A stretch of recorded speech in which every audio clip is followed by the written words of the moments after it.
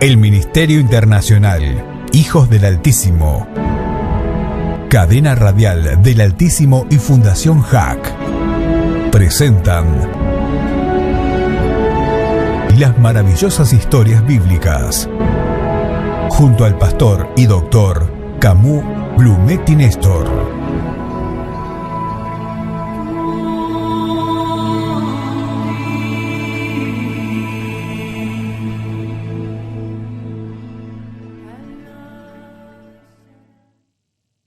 En el día de hoy relataremos la vida de un personaje controvertido en las Santas Escrituras, uno de los compiladores y autores intelectuales de la ejecución de nuestro Señor Jesucristo, pues los autores materiales fueron los romanos. Así que vamos a reparar en la vida de Caifás, el sumo sacerdote de turno en el periodo de Jesús. Su nombre completo era José ben Caifás y fue un sumo sacerdote judío de la secta de los saduceos. Este vivió durante el reinado del emperador César Augusto.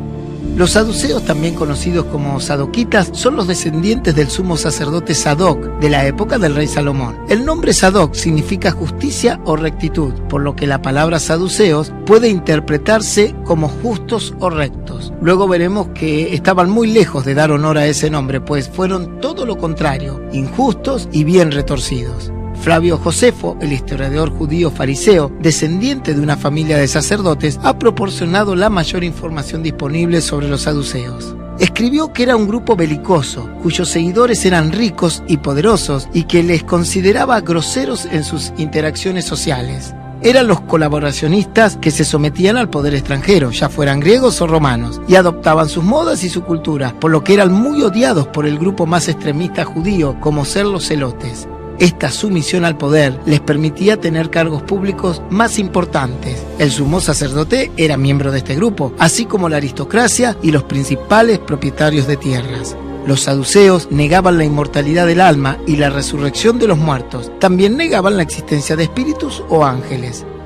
Según Flavio Josefo, no aceptaban la predestinación y enfatizaban en el libre albedrío humano para escoger entre el bien y el mal. Este autor también les atribuye un rechazo excesivo hacia los extranjeros, debido a que por la destrucción del templo de Jerusalén se perdieron todos los escritos originales de los saduceos.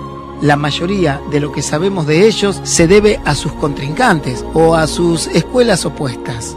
Otro dato llamativo de los saduceos es que sostenían que Dios premiaba a los hombres buenos en vida, por lo que ellos, al ser ricos, eran el pueblo bueno. Su filosofía era materialista, liberal y mucho más mundana que la de los demás grupos. Y por supuesto, a este grupo pertenecía nuestro tenebroso personaje, José ben Caifás. La escuela antagonista contraria eran los fariseos. Estos fueron un grupo o movimiento político y social, así como una escuela de pensamiento judía en la tierra de Israel en el periodo del Segundo Templo. A diferencia de los saduceos, los fariseos lograron que sus interpretaciones fueran aceptadas por la mayoría de los judíos. Por ello, tras la caída del templo, los fariseos tomaron el control del judaísmo oficial y transformaron completamente el culto religioso de los judíos. Pero para este momento, el más alto representante del judaísmo era el sumo sacerdote, cargo que debido a la destrucción del templo se volvió con el tiempo innecesario, así que el culto pasó a las sinagogas, las casas de reunión. Los fariseos creían en la libertad humana. Ciertamente el destino influía en los hombres, pero estos no eran juguetes en sus manos. De hecho, podían decidir lo que querían hacer en su vida. Creían en la inmortalidad del alma, no todo acababa con la muerte, sino que las almas seguían viviendo. Creían en un castigo y en una recompensa eterna. Las almas de los malos eran confinadas en el infierno para recibir su castigo, mientras que la de los buenos era premiada. Creían en la resurrección y que las almas de los buenos recibirían un nuevo cuerpo, pero no se trataba de una sucesión de cuerpos humanos mortales, como postulan las teorías de la reencarnación, sino que se trata de un cuerpo para toda la eternidad. También creían en la obligación de obedecer su tradición interpretativa referida a las obligaciones religiosas, como ser las oraciones y los ritos de adoración. Los fariseos coincidían mucho más con la doctrina de Jesús que los saduceos.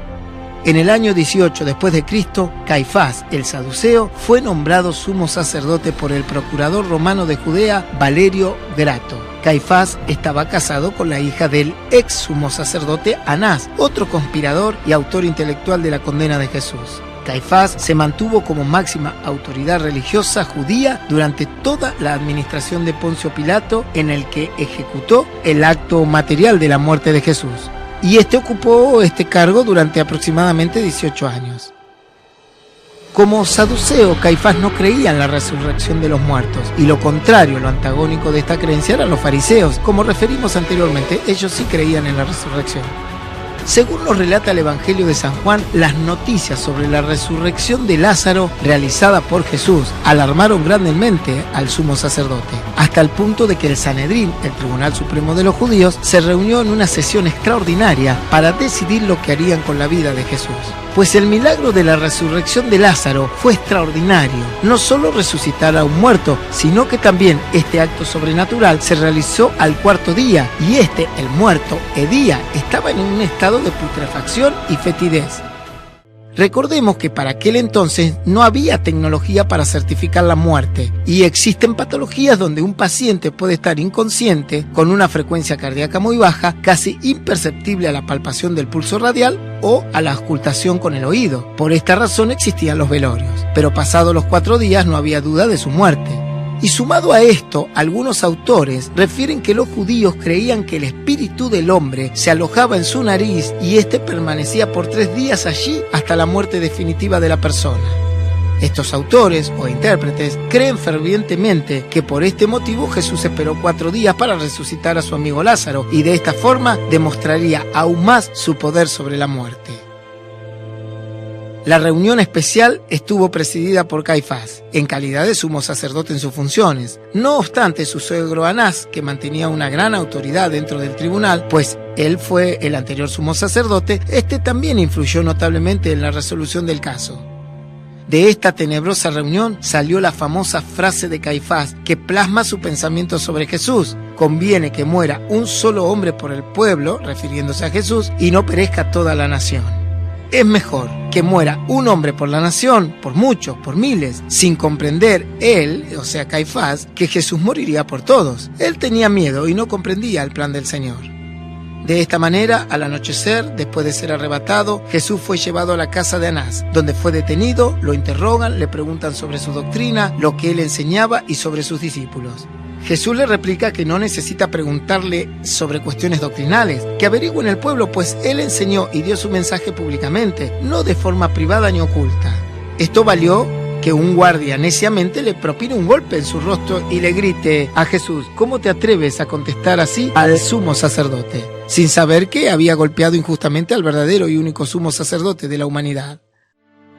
Ahora, Jesús atado, lo llevan a la casa de Caifás, el mismo que tiempo atrás refirió que los seguidores de Jesús aumentaban día tras día y que llegaría el momento que tratarían de instaurar su propio reino en Israel. Y cuando eso sucediera, Roma les quitaría el estatus de nación pacífica, disolvería su tan amado Sanedrín, se apoderarían de todo y la espada romana mataría a miles de personas. Así que Caifás generó un concilio, una junta evaluadora con fariseos, saduceos, sacerdotes, ancianos y todo el Sanedrín. Y por supuesto, no podían faltar los testigos falsos. El veredicto ya estaba dado de antemano, sería la muerte.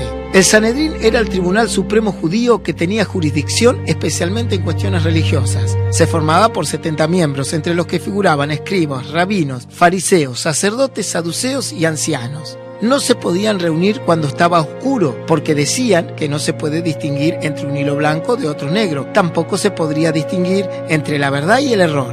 A su vez, solo podían reunirse en el salón de la piedra tallada en el recinto del templo. Y el presidente era el sumo sacerdote de turno, en este caso Caifás. Se sentaban en semicírculo para que cada uno pueda ver a todos los demás, y el reo, el condenado, se colocaba enfrente del tribunal vestido con ropas de duelo, y detrás las filas de estudiantes, discípulos de los rabinos, que estos podían hablar en defensa pero no en contra del acusado. Y así comenzaba el interrogatorio con testigos y acusaciones. El veredicto debía ser popular y comenzaba con los más jóvenes. Tampoco podían dictar sentencia de muerte el mismo día, sino que tenían que esperar a otro día para darle lugar a reconsiderar, a ver si se podía o había algún atenuante para aplicar el concepto de la piedad. Por supuesto, está más que claro que con Jesús no se cumplió ninguna de estas normativas que imponía el Sanedrín, y mucho menos esperan una noche más en busca de atenuantes y reconsiderar su pena y su castigo. De esta manera comienza el feroz interrogatorio. Este estaba lleno de contradicciones, desacuerdos e incompatibilidades. No había manera de demostrar las acusaciones. Los testigos no podían sostener las historias que convinieron inventar contra Jesús. Comienzan a susurrar entre ellos. Solo queda una opción, dicen. Conjúralo, que diga la verdad bajo maldición. Pero ¿y si miente? Lo más irónico de todo esto es que sabían que Jesús no mentía, que diría la verdad. Este hombre no miente, nunca mintió. Caifás con voz alta clama: te conjuro por el Dios viviente, si eres tú el Mesías, eres el Hijo de Dios. Y ante todos los presentes en el mundo natural y los del mundo sobrenatural, Jesús ha de revelar la verdad y exclama: yo soy. Caifás, de forma enloquecida y habiendo logrado su objetivo, raja sus vestiduras, simbolismo de humillación y dolor. Grita: Shilefa, Shilefa, blasfemo. No se necesitan más pruebas. Este Galileo ha testificado en su contra. Es un hereje, es digno de muerte. La blasfemia se condenaba con la muerte, aunque los judíos no podían materializar el acto de homicidio. Lo condenaban y lo llevaban a que los romanos realicen el acto material de la muerte. Caifás mira a todo el Sanedrín, pide el veredicto y esta es la muerte. Ya fue juzgado por su pueblo. Eran casi las 5 de la madrugada. No lo condenan por robo, homicidio o cualquier otro delito. Es condenado por su esencia, por lo que él es y no por sus cargos inventados. Lo condenaron por quien él era, el Hijo de Dios. Lo entregan al guardia del templo, comienza la violencia, lo golpean, le dan puñetazos, lo escupen, lo abofetean, comienzan las burlas, el maltrato psicológico y físico. Le vendan los ojos, vuelven a golpearlo, le piden que profetice, que adivine, que vaticine quién fue el que le pegó. Pero Caifás no tenía autoridad para ordenar la pena de muerte. Lo llevó ante Poncio Pilatos, gobernante romano de Judea, para que éste decidiera su suerte.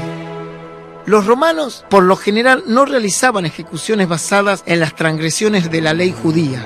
Por lo tanto, el cargo de blasfemia no tenía validez para Poncio Pilato y su sistema legal, a pesar de que el Sanedrín deseaba que Pilatos ordenase la ejecución de Jesús.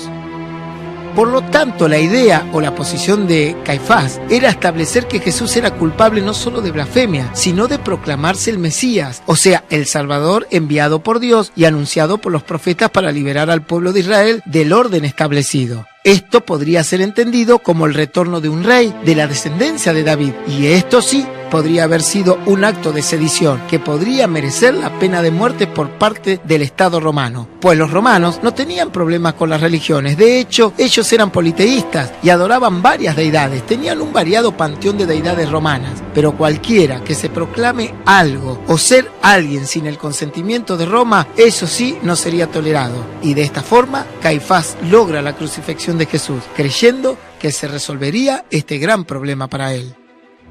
Pero después de la crucifixión de Jesús, el problema continuó y se agravó porque Jesús creó la iglesia que seguía sus pasos y ahora eran muchos más. Caifás, por lo tanto, continuó persiguiendo a los cristianos hasta el cese como máxima autoridad religiosa en el año 36 después de Cristo.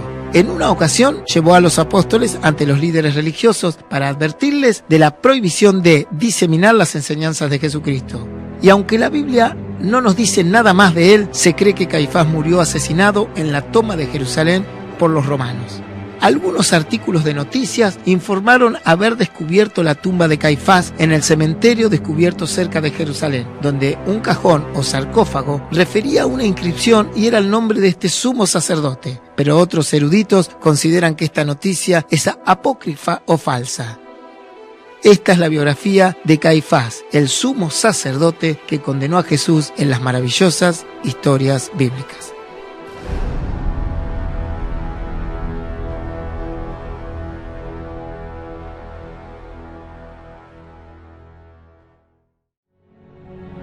Presentó este programa el Ministerio Internacional Hijos del Altísimo, Cadena Radial del Altísimo y Fundación HAC.